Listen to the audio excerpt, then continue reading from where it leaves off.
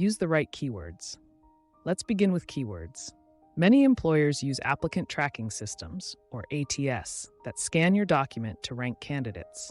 That system will look for specific keywords in your resume. If it finds those keywords, you'll have a better chance of passing the screening and moving on to the next stage of the review process. If the ATS doesn't find those keywords in your resume, your candidacy will be at an end. So, what are keywords and what should you do with them? You can typically find the right keywords by reviewing the job posting and job description. Pay careful attention to required skills, experience, and educational credentials. The terms used to describe those required qualifications will usually be the same words and phrases that the ATS searches for. You can create a list of those keywords and simply insert them in your resume, in the summary statement, skills list, and other sections.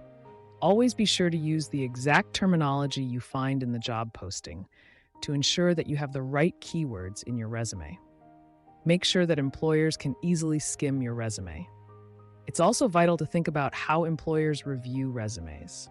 The fact is that few resumes are read from beginning to end, unless they manage to somehow capture an employer's interest in the first few seconds. Most hiring managers only skim through each resume until they find that point of interest.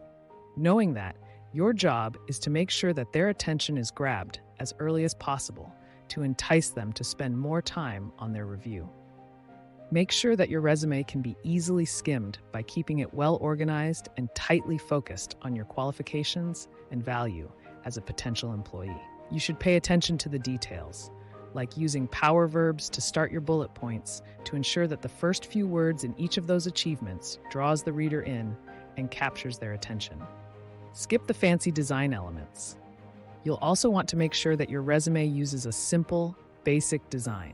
Don't try to incorporate tables, text boxes, images, or unusual fonts. Many applicant tracking systems struggle to read those types of design elements, which means that your complex resume design may never be seen by human eyes. Stick to simple formatting tricks like bullet points, bold or italicized text, and clear section labels. Save your resume in the right file format. One of the most important resume tips you need to learn involves the document format that you use when you save your resume. Most employers will want to see either a Word document or PDF file, so stick to one or both of those options. Most ATS can read these files.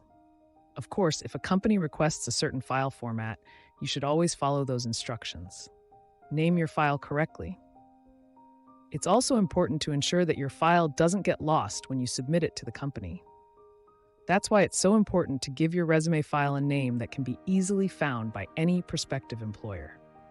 Don't send a file named My Resume, since that document may be difficult for hiring managers to manage. Instead, provide more details by using a file name like John Doe's Office Manager Resume. Proofread the document. If you want to get your resume rejected as quickly as possible, filling it with misspellings, poor punctuation, inaccurate information, and bad grammar is one of the best ways to do it. Naturally, that's the last thing you want to do when you're hoping to land an interview and job offer. Fortunately, there's a straightforward way to avoid that fate. Proofread your resume. In fact, you should proofread it several times to ensure that it's as perfect as possible. We also recommend that you take that proofreading to the next level by having someone else review it after your edits are done. Find a friend or family member with strong English skills and ask them to read it several times. Make sure that it's someone who won't be shy about critiquing your work. Update your resume and tailor it to each job. The last of our resume tips is all about freshness and proper targeting for the job you seek. As a rule, you should try to update your resume every few months, even if you're not changing jobs that often. That will allow you to update your achievements and skills in real time so that you don't struggle to remember your accomplishments the next time you're looking for a job. In addition, you need to make sure that you modify your resume every time you submit it to another company to ensure that it specifically targets the job you're seeking. Effective tailoring will require you to adjust your included keywords to match the job posting, add or omit relevant skills to ensure that you meet the job's requirements, and potentially change your headline and resume summary to align with the company's needs.